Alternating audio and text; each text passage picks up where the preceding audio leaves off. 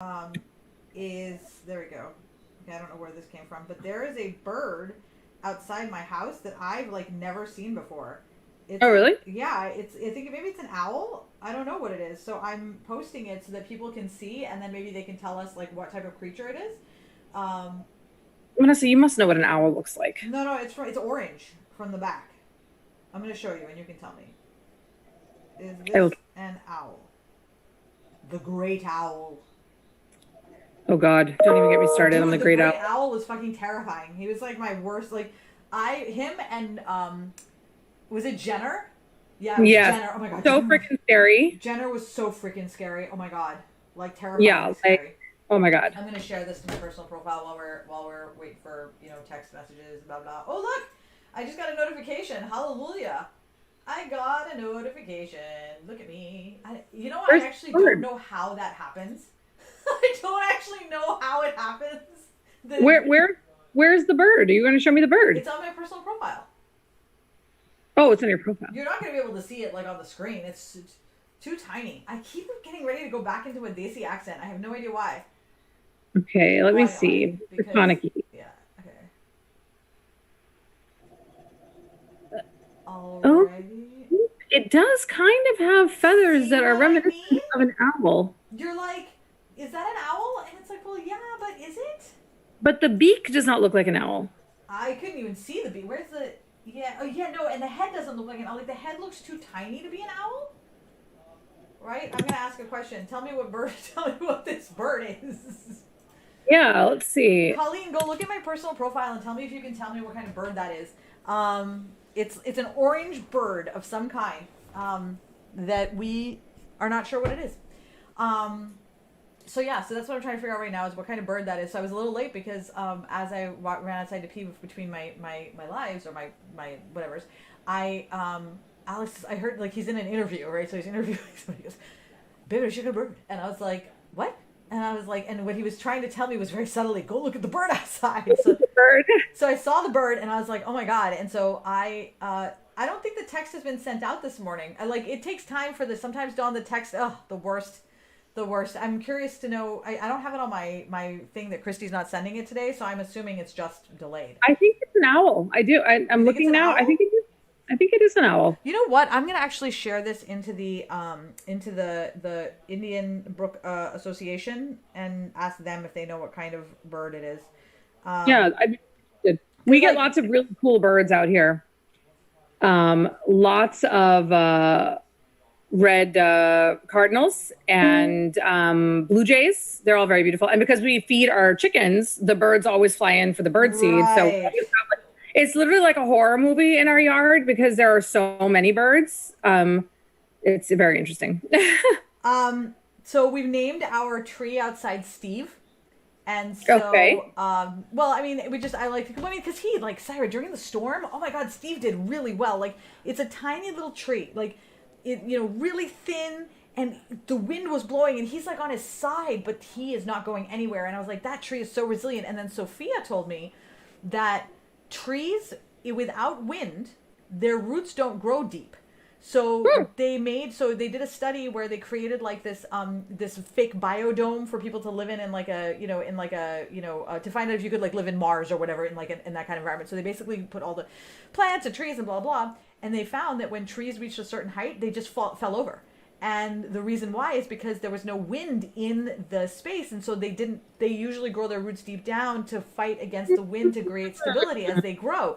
But because it Is didn't it, have that wind, it didn't have that stability, and so they just get to a height and their own weight would topple them over. So wow. Steve has probably got leaves that go all the way down to like forever.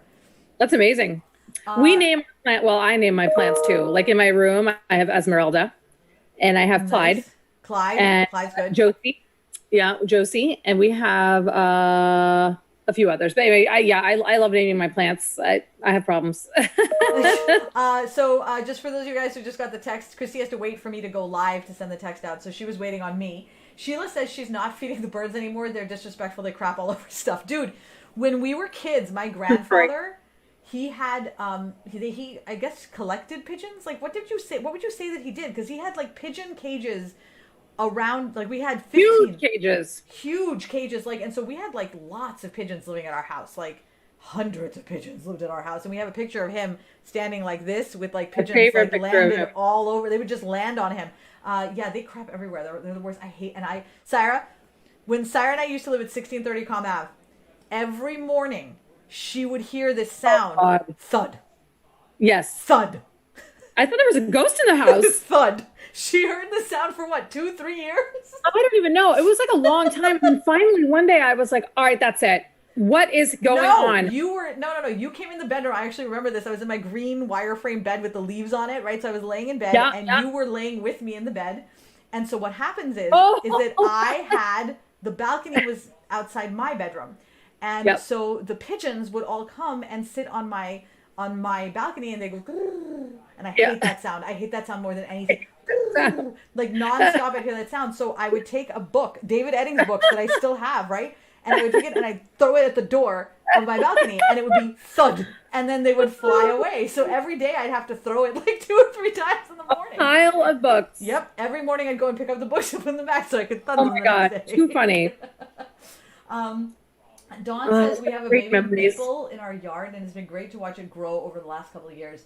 You know, I am really finding like such a joy in like watching, like you just watching children, you know, like being like, oh look, like your kids have grown and they're human beings now, and they're full. I mean, like they're always human beings, but like they've full cognizant, like they're people with personalities. You know, they're actual people, and it's like, wow, that's crazy. Like I just find that insane.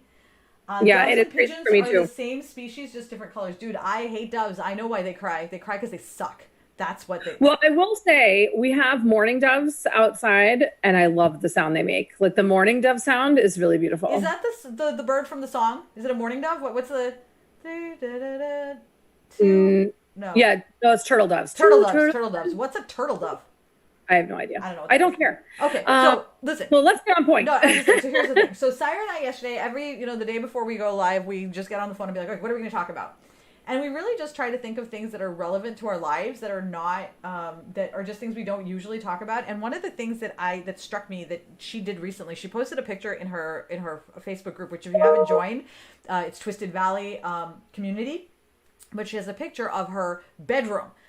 From like 3 years ago, and then a bedroom from last year, or right now. And what's interesting, and the difference is just stark. It's like crazy. Like one is like old, it's a little dingy, it's a little, it's clearly lived in. It's very impersonal, very sterile. It's fine, but it's clearly, it reminded me of some, like I had it when I look at it, Sarah, it reminds me of like the charpais, that like that's how I felt when I saw it. It was like a charpai room, right?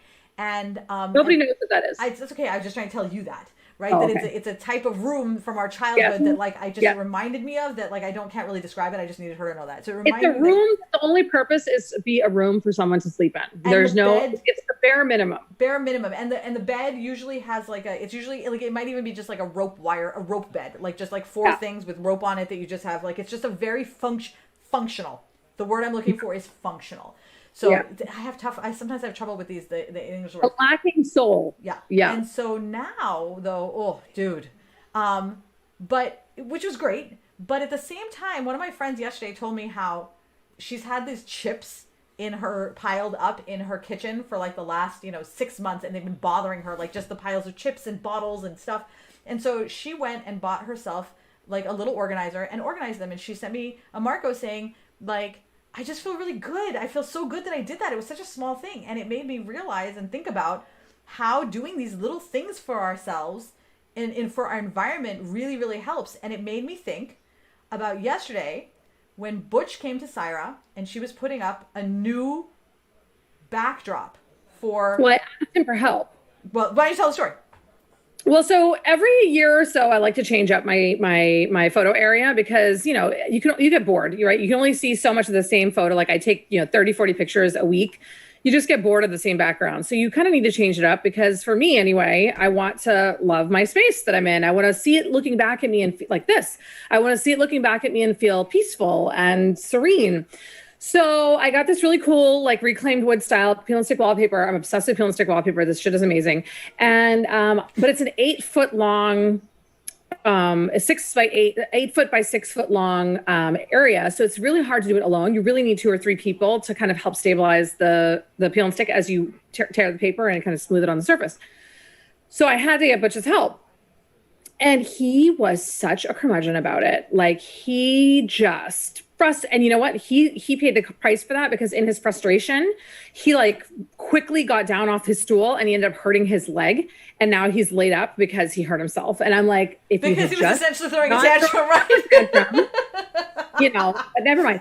So he was all like, tantrum where you injure yourself is the worst. I know, because now you're like even more mad at yourself. So I've done that. I hate it. He's like, I just don't understand why you don't just use a green screen. If you had a green screen, you could just manipulate this to whatever you want. We wouldn't have to do this every fucking year and da da da da da. And so finally I said to him, I was like, Butch, you need to understand something. Like, I'm the type of person that my space has to reflect something about me. It has to reflect my personality, my inner peace. It has to make me feel calm or else I don't want to use it. And then guess what happens? Then I don't work. We don't make money. We don't eat. Okay. So none of those are good options. You really took that somewhere. I'm going to love it. So I feel like it's not too much to ask that once a year I revamp my space so that it reflects a happy place and I can take pictures and be excited to come to work. And it's actually kind of funny because I was reading Hero on a Mission last night. It's a new Donald Miller book. I have to say, like, I mean, this book, it's interesting. I definitely think there's a lot of wisdom in it, but there's some parts of it where I'm like, all right, Donald, like enough. So I'm Don, do you feel the same way? So I'm interested to see what you think, but he does have some good points. And one of them is that if you feel, what did he say? Basically, the gist of it was if you feel a deep sense of connection to whatever your job or purpose is, you won't need discipline to get up and execute those things. The discipline comes as a result of the passion you feel and the excitement you feel. So I'm like, if I'm going to be going and, you know, standing in front of a Kermit screen every day, I am not going to feel passionate about coming out to work. I don't care how good the filter is I put on after. So I do think that knowing those things about yourself and advocating for them is a very important thing because it helps you be more productive. Dude, and that's the end of my talk. I love it. Speaking of TED Talk, I applied for my first TED Talk. I know, it's so exciting. Dude, I can't even tell you. I've never done anything so anxiety provoking in my whole life. It was okay, that's a lie. I definitely have. I tend to be hyperbolic, but it was pretty anxiety provoking. Hyperbolic is entertaining. So I have a question. So Sheila asked if we were twins. So Sheila, before I answer, I would like to know, just because I love asking this question. First, we're not twins, but I would be curious to know which one of us you think is older. We ask everybody this question. There's no wrong answer. Don't close, and we don't get offended by the answer. We're close enough, but it doesn't matter. I'm just curious to know which one is older because we've always traditionally got the same answer. I think only one person's actually answered it the correctly, but most of the time I always get it differently. Yes.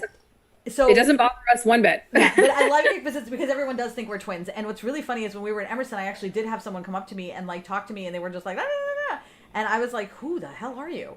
And I went to Syra that day, and you know, in the dorms, and I said something to her, and she goes, oh yeah, she's my friend from blah blah blah. And I was like, but we don't look anything alike. Syra, I had a dream last night that I had my long brown hair back. Oh wow, it was crazy. So anyway, I really like what you said about this green screen thing because I tried making a green screen work, and I was actually even thinking of putting a green screen back here so that I can record my ocean view and then just put the ocean view like as my background. So it's like it's my view, but really it's my background. And I thought about it. My problem, yeah, exactly. My problem is that I really want to like feel good in the space that I'm sitting or working in, and I just can't feel good with a big green. Like there's this guy that I watch, his name is Dan Riker, and he has painted his entire wall, and it's in his basement, and it's like probably a 20-foot wall. It's huge. And he's painted it green screen green. And so the whole thing is green. So when he's playing, sometimes he will put like the game behind him or whatever, and it's fine. But like the other thing with the green screens is that like people do not appreciate how important the reflections are, and you really have to do, like, honestly, a lot of the green screens I see, they just look bad. Like, you know, because you can see you can see the background, you can't really hide anything. So if you're going to use a green screen, make it work. And then the question is do I really want to put that much time and effort into it? And I think the answer to that is no. And like knowing that to me makes me sad because then it's like, I don't know really what to, like, I can't really put the ocean as my background, which is what I wanted. But it's like, I know that about myself. And I found that like these little things, they matter, right? Like I walked past that stupid fridge door in Franklin for 2 years without fixing it because the handle had fallen off, and it just felt like, and I didn't understand how functional everything was until we fixed it right before we moved. And after we fixed it, we were like, why did we not do this before? I know. We were like, you know what? We could live here another 2 to 3 years for sure. Like, it'd be great because we updated the house. But like how long did you live in your house with walking past some of those things that you were like, I got to fix? Oh, yeah. I mean, years. I mean, like, we've lived here for 8 years. And I mean, it doesn't take long when people are living in a space using it and you have kids and everything else for things to just break, right? Yeah. Cabinets fall off the hinges and you know, you're so busy that you just are like, I'll deal with it another time. And then another time turns into like 10 years later and you're like, holy shit, now it's like compounded and it's like so much worse. You know, you have like now 100 times the things to fix than if you had just done it when it happened. Yeah. I read an article or a blog post from somebody saying that they put their kitchen to bed every night. And I was telling you about this yesterday. Yes, I love this idea. It was so fascinating. But the idea being that, you know, she said, I know that for me, one of my stressors during the day is that my kitchen gets messy because, you know, we cook meals, we do stuff. And she said, every night I put my kitchen to bed. And she's like, and that means the dishwasher is loaded. There's no dishes in the sink. The counters are wiped down. Everything's put away. So that I know in the morning when I wake up, that 15 minutes I invested, my past self, this is my words, but whatever, like my past self did for my future self, thank you. I love this breakup of past and future self. Like, you and I have done that for a long time. Yes. Separate your past and future selves and talk about them, and it makes them way more real. But last night, Syra, okay, so Sheila says Syra is older. Syra's older. That's the answer. Always, we always get that answer every single time. Syra's older. No, wait. I guess actually, I want to know. I wonder where that comes from. Like, do I look older? No, it's because, and I actually know why everybody thinks it's you. Is because, and she says it perfectly. She said she reminds me of an older sister. She sits. She reminds me of you, like an older sister. And I think one of the reasons is you have always been. I defer to you a lot, and I am deferential towards you, and I always have been. Even when I can be like a pain in the ass, you generally tend to be. You have the bossiness and over domineeringness in like the sweetest, most loving way. I don't mean it in a bad way. I just mean you have that like, you have that feeling like I'm in charge. Like I'm in charge, right? And it's like, and so I think that it really is that I'm in charge feeling, because I've always had, my self-esteem has always been like just so bad, and I feel like you were able to fill it. Like, I think I slid down and you stepped up to fill that role. And then we just kind of solidified in that space, which, you know, ended up being very young. I think we ended up very young. You were totally wrong. She is 3 years younger than I am. So my birthday is May 31st and Syra's birthday is May 30th. And we were born 3 years apart. My husband's birthday is May 27th. And one of our best friends from childhood, his birthday was May 30th. We've got a lot of Mays in that general cluster of people. Yes. But yeah, no, it's always, everyone always comes back with Syra is older. And I always find it fascinating when somebody comes back saying I'm older, because then I'm like, why? Like, why? Like, no one else has ever said that. Where my cheeks are really nice and rosy right now. It's dry skin. Is it? I call it rosiness. I'm like, look at how rosy my cheeks are. So I was like, it's dry skin. You're dehydrated. Okay, totally worth the effort when you can wake up. Oh yeah, so what I wanted to tell you, Syra, is that I actually did the putting the kitchen to bed last night. Yeah. So last night, so Syra told me this yesterday, okay? And like she told me, and then yesterday as I was getting ready to go to bed, and I was usually before I go to bed, I'll like prepare my bed, you know, because I make my bed every morning. And so I prepare my bed, and I thought to myself, you know what? I remembered her saying putting the kitchen to bed. And I thought, you know what? I'm going to go put the kitchen to bed, because I know that tomorrow when I wake up, like that is something that bothers me. I got to move all the dishes and blah, blah, blah, and all this stuff. So I was like, I went in and I put everything away. The only thing that I realized that really bothers me, and I need to figure this out, but it was good to learn, was that over the course of the week, the dogs, like Kira just eats all this fluff and just... She finds, you know, paper, and then there's dog fluff. So like right now, the floor of my house literally looks like it, you know, like we're outside. It's just a mess. And it happens over the course of a week. And with 3 dogs, it's just like, it's really hard to stay on top of it. And so that's something I think that when I wake up in the mornings and I walk out, I don't like the way it feels to see all that. But like the vacuum cleaner. Why don't you get a Roomba? You know, Brandy Dome told me that you can set it up so that, you know, you have it start to run right after you take the dogs out. So that there's no, because like my dogs have accidents every now and then. The last thing you want is for your Roomba to go over some dog shit. Oh my God, you know? I know. Like, especially with but Kira. You can set it up so that it starts like at whatever time, or you can deploy it, right? To go at night while the dogs are sleeping or whatever. And then you wake up and your house is clean. You know, I've been really resistant to a Roomba. I think in this moment you have presented a solution to a problem, and the Roomba being a solution to that problem. Which I'm just going to say for all of my business owner friends out there, this is exactly how it works, by the way, because like everybody's been telling me to buy a Roomba forever, and I haven't.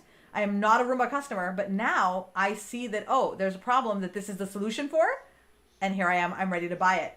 I like that. I like that maybe a Roomba is a good idea. But like, and so the thing is, you can try it, and if you don't like it, most of these places have like return policies where if it doesn't work and doesn't work for your lifestyle, you can just return it. I am concerned about it not working for my lifestyle, but you know, we'll figure it out as we go. We're only one level living, so it's like should definitely be easier. Dawn says everyone thinks my younger sister is older. We're totally opposite. 7 years apart. She has red curly hair and she's way taller and more put together. Oh, Syra was always way taller, more put together. Oh my God, Syra's so put together. Look at us right now. I'm barely in my pajamas, and she looks like. No, but here's what's so funny, right? Is people say this to me, like, okay, so I take pictures for work, and like, you know, everyone's always like I do these really beautiful stage photos, and I can say that because I'm very proud of them. And people are like, wow, like you're so put together. I'm like, guys, if you could see the behind the scenes shit show that's going on over here, you would be like, wow, she fakes it real well. That's the thing. You don't have to actually have your shit together to feel like you have your shit together. No, but I don't think you have your shit together at all. I'm just looking at you right at this moment, and I would argue that you are easily more put togetger than me. You have showered. Well, I've showered too, but you've put on makeup. You've got your hair done. You're wearing. Actually, yeah. And you selected your earrings. Speaking of, so I hated doing this with you in the mornings because it honestly doesn't matter what time it is. Like 9 is probably too early for you my mean the S&M show? Yes. Well, anything. Anything that requires me to be on camera, because like if it's on the phone, it's fine in the morning, because I hate getting ready because like I have long hair and there's the face and there's all these things that for me are important to do before I put myself out in the world. That's just how I am. That's how I feel confident. Well, right. So I advised you to get a Roomba. What did I advise to myself? I was like, Syra, maybe what you should do is the night before, you know, you have to wake up and be on camera, take a shower, blow dry your hair. So that way in the morning when you wake up, your hair is straight, it's blow dried, everything looks good. You take a shower to like rinse off and then put your face on. It cuts the time down to like 15 minutes instead of an hour. So I can actually, like today I was up at 9:30 and I was actually sitting out here at 9:50, but I couldn't find my computer. I couldn't find your computer. Where was it? I lost it on my bed. It was under my mound of new pillows. That's fair. That is the one place that I can see how you may have lost. Also, you have a lot of piles of clothes. But dude, that is. I bet need it. What's so funny is that so when Syra and I were at LuLaRoe and we would go on all of our, you know, leaderships and conventions and whatever, and Syra and I spent so much time in fucking hotel rooms together.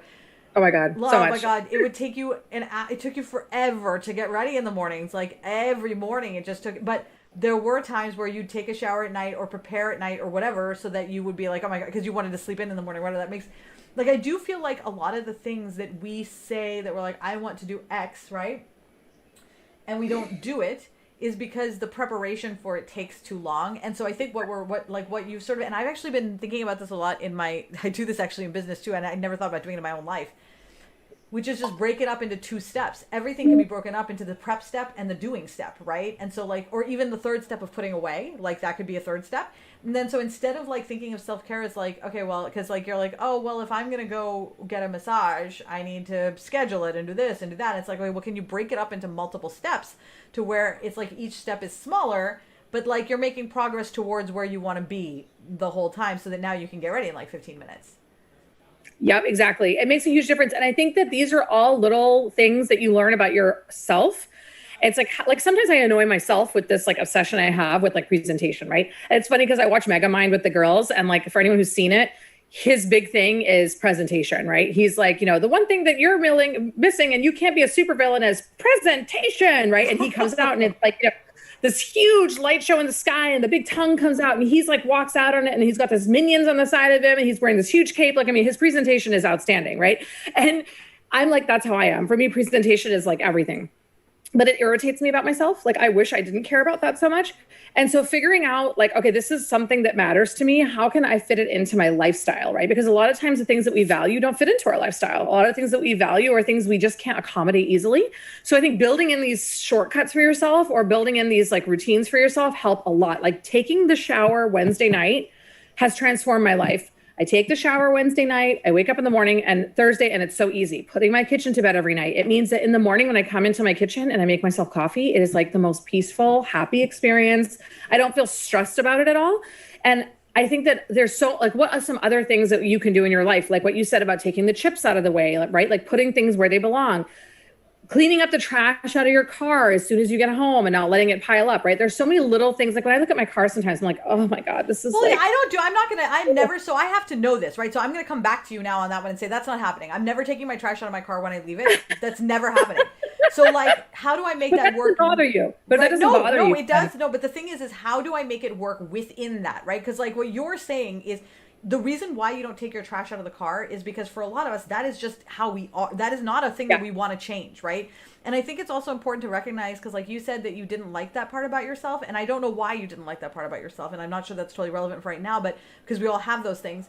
But the key is like, one is I often say, why do we not like figure that out for yourself? Because there's no reason not to like it. The question is how can you make it work? I can answer it for you. It's because it takes time. It takes time. So, okay, so you didn't like it because it took time, right? So for me, I don't like it because it takes time either. Which means if I'm going to try to take stuff out of my car, that's time that I have to spend. It's just annoying to me. I'm not going to do it. But if instead I'm going to be like, when I see it at a certain point and I'm about to go for like a big ride or we move to this house, I'm like, okay, I'm going to go out now. I'm not going to go out tomorrow right before we leave for the house and like empty it then. The night before I will go and empty it out. So it's like I'm not, there's something that is not going to change about me. I know that right off the bat.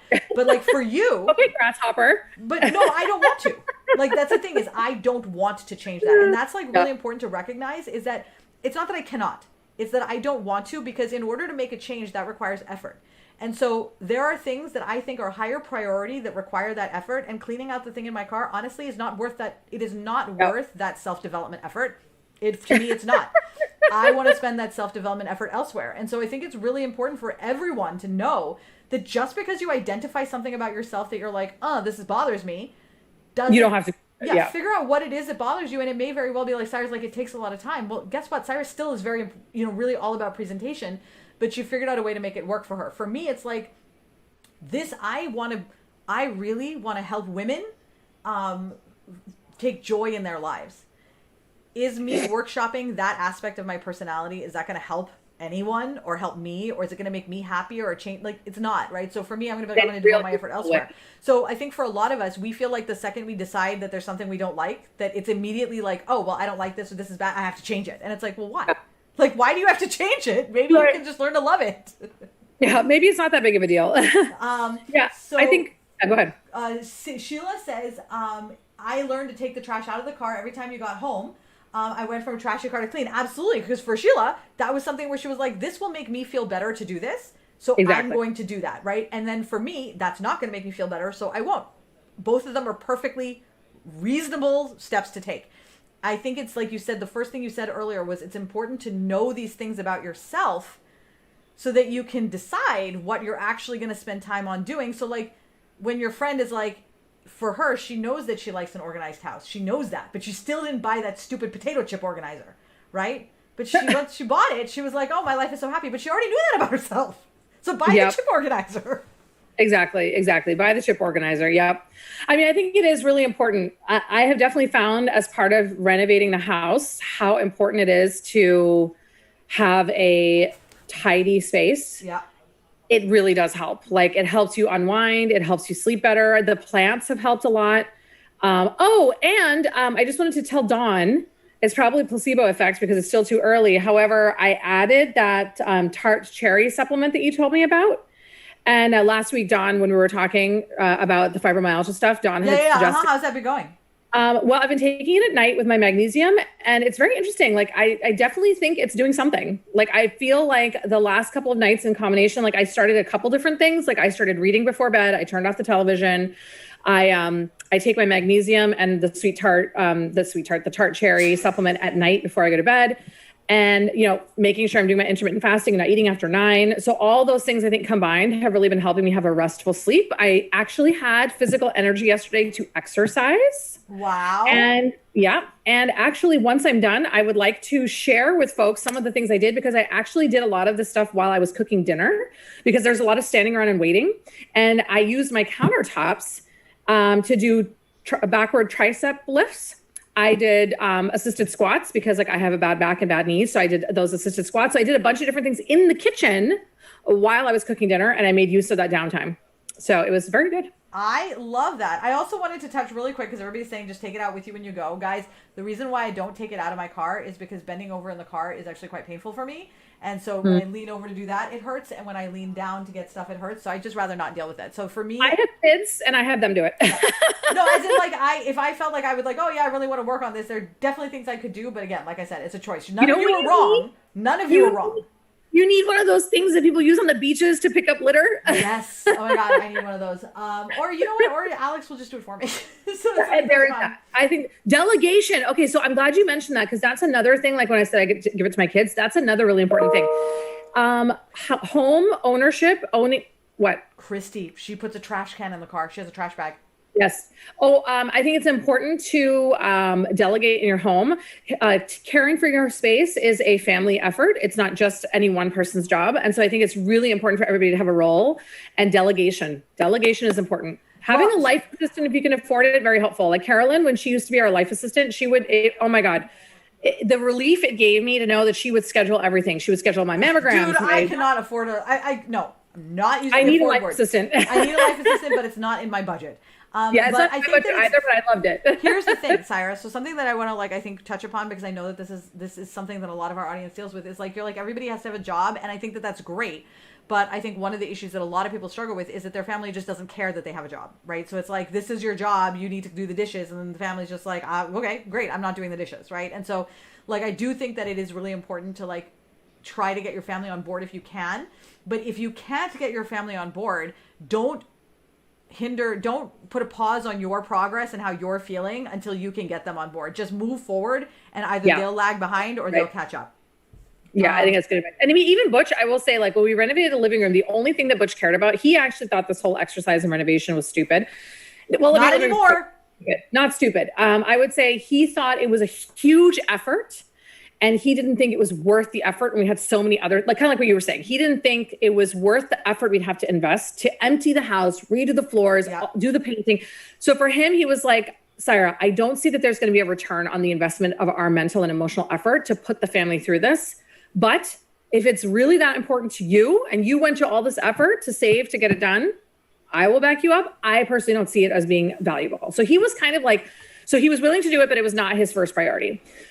And honestly, he hated it. Every time he had to take stuff out to the pod or he had to move stuff for the flooring guys, I could see it in his face. He was doing it because he loved me, but he did not feel it was worth the effort. He came to me a few weeks ago and he said, Syra, I stand corrected.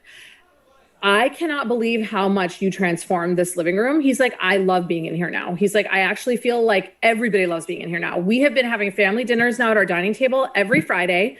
Everybody gets together. We play board games. Avery gets her iPad and we play all kinds of word games together. We're laughing. Carol is 80 years old and she was laughing so hard the other day. I was like, oh my God, we have to take her to the emergency room. It was hilarious. We had so much fun. And a lot of that was just because our space was happy and peaceful and clean, to the point where I felt proud to have people come and spend time in it. And I think that that's something that for me was such a huge change. And Butch noticed and he was like, you know what? You're totally right. Changing the kitchen and putting the backsplash in and redoing the floors and getting the new couch and all of those things, they added value that was beyond material. They added this comfort that made this place feel like a home. So I really do think that even if your family is a little resistant, once they start to see the benefits of it, people do tend to be like, oh, I'm thinking about mom right now because one of the things that I'm hearing, right, is that it requires money to do what you're talking about, right? But I was thinking about mom because when we were kids, we didn't have a lot of money. And we also didn't have a lot of stuff or furniture in terms of when we first moved there. We have pictures of us when we first moved to the house and we had wicker chair and we didn't have a lot of furniture. And I think to myself about how mom handled a lot of these things. And I remember that we had this god-awful sofa that had plastic or pleather. It was pleather and it was purple. Do you remember before? Oh, I don't remember that at all. Okay. So this sofa then is you've actually sat on that sofa your entire life. You just don't know it. I remember having plastic in our house. The sofa that mom had, you remember the 3-set sofa that we had with the things on the side that she reupholstered 3 or 4 times? Vaguely. Okay, it was our very first one. You had the wicker one and then you had the sofa that we just had. It was our sofa. So anyway, the point is it was gray once and then it was blue. Anyway, that used to be pleather, purple and beige. And that was what was there when we moved in, and it was gross. Like, I remember it because, okay, I was a kid, so I'm just going to tell you right now as a child, and kids do stupid shit, but I remember doing this. I would spit on the pleather and then just, like, take a thing and, like, to get all the dirt off of it, and, like, this little spot of cleanness, and I'd spit and I'd clean a little bit more because it was so disgusting. She basically got a bunch of cloth and covered it all. You know, she made it look really, really nice, and eventually when we had the money, she had it reupholstered into the sofa that you remember. So in your memory is any sofa that you remember us sitting on when we were kids is that sofa reupholstered until we replaced it with wicker. So, like, I remember the wicker, which now I'm like, what the heck was that? But the big key was we didn't have money. So what my mother would do is she would do little things. So, like, I still have the curtains that she ended up repurposing as bed sheets. Then she repurposed, like, she would find ways to repurpose things to create these. And my mom had this eye; it was amazing, right? Oh, it was so good. She would do that to create these spaces, or to give these spaces little facelifts, especially when we were sick or when we were depressed or when we were sad. Like, she really understood the benefit of making your space around you be a place that you want to be in. You know, one of my fondest memories of her is whenever I get sick. I actually loved to get sick when I was a kid. In fact, that's probably, honestly, when I think about it, that's probably why I'm a hypochondriac now. Because what my mom would do is very rarely was mom out of bed, right? And wow, this was just like a mind-blowing revelation right now. Mom was rarely out of bed, obviously, you know this. And but when I was sick, and I think about it now and I'm like, wow, she really prioritized me over herself, which is kind of amazing because we only had one television and she would have to, like, it was on wheels and she would, like, push it into my bedroom when I was sick. But she would tell me, she'd be like, okay, Sarah, I want you to go into the bathroom and take a bath. And then while I was in there taking a bath, she would make my bed. And she was one of those, she must have worked at a hotel at some point because she, like, the bed sheets were like crisp, tight. Like, she would make that bed, like, you could literally bounce a quarter off of it. It was so well made. She would put my favorite quilt. She'd get me soup. She would get me a nice drink of, like, Kool-Aid or juice or whatever it is that I want, hot chocolate, whatever I wanted. And then she would pull the TV in and she'd put it at the foot of my bed. She'd clean my room for me. Everything smelled fresh. And then I would get in bed and she would tuck me in and she'd be like, okay, Sarah, what do you want to watch? And it was like usually Jungle Book or Robin Hood or Alice in Wonderland. There was that special Alice in Wonderland version that we had. Oh, I love that one. Any Cary Grant movie. Always loved to watch Cary Grant movie. I remember watching that when we were sick. Yep.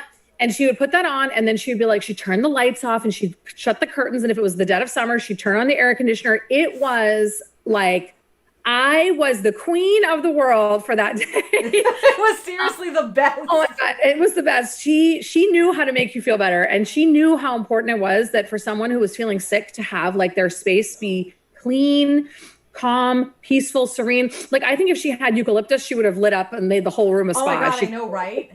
And I think that's why, like, I don't think that we prioritize that enough. And so when I moved into this house, like, I definitely didn't do it in Franklin. And honestly, by the end of Franklin, I realized I just didn't want to be in that house anymore. So I don't know. I did made the best I could. But obviously this house is so different. And, like, just coming here, I knew that, like, this is important. And I really wanted to start to put together habits that, like, I remember from my youth that I know made me healthier, better, happier. And, like, in my youth, I mean all the way up to my 30s, right? What's really funny though, Sarah, is that when I think about what it is that we're doing, I find it ironic. Because when Sarah and I both hate routines. We both hated, like, we're just like, we're fly by the seat of our pants and we can't be restricted and held down. And then by routine. I graduated out of that well before Sarah did and started to realize the benefit of the freedom that a routine gives you. And I remember, Sarah, when I told you to have a routine, would you like to demonstrate? Yeah, I still look down on you for your routine. I'm sorry. I'm just like... but that's the thing. You have a routine. Like, that's the thing, is you say that, but, like that's not true. You have a routine. On Wednesdays, you take the shower in the evening so that you know you can go live on Thursdays. But if you didn't have the routine of going live on Thursday, you would know that you need to take a shower on Wednesdays. So the freedom that you were just talking about earlier on is because of this routine that you keep poo-pooing on. No, 1000%. Structure actually permits more freedom. It's absolutely true. Like, and I think that that's something that Vanessa and I've talked about so many times that, it's counterintuitive and you would think to yourself, well, more structure means less freedom, but it's not true. The more you structure your life, the more freedom you have to do the things you want because you have predictability, and I was reading about this in Donald Miller's book in one of the phrases where I wasn't like, Donald, come on. I really want to know why you were saying Donald. Like, is he full of himself or like what is it? What makes you say Donald, come on? Like, he's very repetitive. He's very repetitive. And I think that part of that's deliberate. Like, I think he does that on purpose because he really wants the message to sink in. Yeah. It's kind of like what, you know, Professor Umbridge says, like, you know, how many lines do I have to write? Well, however long it takes for the message to sink in. Right? So I think that that's part of his strategy, is that the more you hear the same phrases over and over again, the more it kind of becomes part of your, for me, I don't do well with that. And so, me either. But I keep reading it because I do feel that there is so much importance in his books. And so I'm just sticking with it. But he talks about how being a writer, and you know, it's funny, when I read this, I was like, oh my God, Vanessa and I talked about this last year. He's like, being a writer, it's like, oh, I can only write when the mood strikes. I have to be inspired. I have to have the creative spirit. I have to be sitting in the right chair. Like, you know, there's so many different things. Like, when you're a creator, there is an element of inspiration that's involved, right? But he said, you know, the best writers and the best creators in the world, someone doesn't make a film as a director and say, oh, you know what, the shoot's off today. I am not feeling inspired. That doesn't happen. It's a job. You have to figure it out. And so, yeah, you're going to have days where you're more inspired than others, but you still have to treat it like a job, and you write, you show up, you do the work. And so I think that was something that in the book was very powerful for me, is that, you know, you have to have that routine where you hold yourself accountable to whatever product you are trying to create. Because if you don't, and you just wait for inspiration to strike, you'll be waiting forever. It's like waiting for Godot. It's never going to happen, you know, or it's not going to happen often enough for it to be a real job where you're making. It's not consistent. Yeah. It's an accident. When you actually get what you're looking for, it's a flash in the pan. Sophia said, this is really great what she said. I love that. Oh my God, it's brilliant. We all have routines, but most of them aren't intentional. Once you have an intentional routine, I love that distinction. That's so brilliant. Poetry. I'm going to start bringing that in, because that is the difference, Sophia. It's not the routine, it's the intentional routine that's important. I agree. I also want to tell you what Christy said, because I think it's really funny. She said, I have a hard time with Donald Miller. She thinks he's creepy. I totally see that. I absolutely can see that. Like, I was actually describing him to someone yesterday. I said, you might find him a little creepy. So I think that's really funny. Car salesman-y, but he's pretty smart and has some good lessons to pass on. Fair. Absolutely fair. Katie, I just posted about this on my stories yesterday. Having the routine also allows you to fall off track when life happens. It makes it easier to get back on track when you're ready. Absolutely.